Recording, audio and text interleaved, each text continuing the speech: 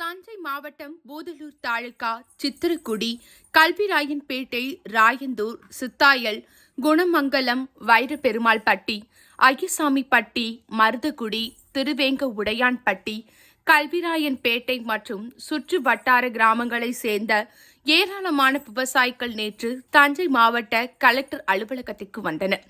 அவர்கள் தொடர் மழையால் பதறான நெற்பயிர்களுடன் கலெக்டர் அலுவலகத்தில் மனு அளித்தனர். தஞ்சை மாவட்டத்தில் தொடர்ந்து பெய்த மழையால் நெற்பயிர்கள் கடுமையாக பாதிக்கப்பட்டுள்ளது.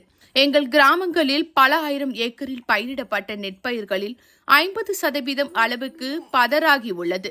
இதனால் ஒரு ஏக்கருக்கு சுமார் 8 முதல் 10 மூட்டை வரை மகசூல் பாதிப்பு ஏற்படும் அபாயம் உள்ளது.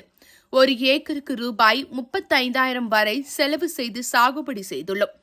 இந்த நிலையில் பூதலூர், கோவில்பத்து, அதனை சார்ந்த கிராமங்களுக்கு அரசு நிவாரணம் அறிவித்துள்ளது. ஆனால் பூதலூர் தாலுகாவில் உள்ள சித்திரக்குடி, ராயந்தூர், கல்விராயன்பேட்டை சார்ந்த கிராமங்களுக்கு உரிய நிவாரணம் அரசு அறிவிக்கவில்லை. எனவே எங்கள் கிராமங்களில் உரிய முறையில் ஆய்வு செய்து மேற்படி கிராமங்களை சேர்ந்த விவசாயிகளுக்கு உரிய நிவாரணம் வழங்க வேண்டும். மேலும் உடனே தண்ணீர் தேவையை பூர்த்தி செய்ய வேண்டும் என்று கோரிக்கை வைத்தனர்.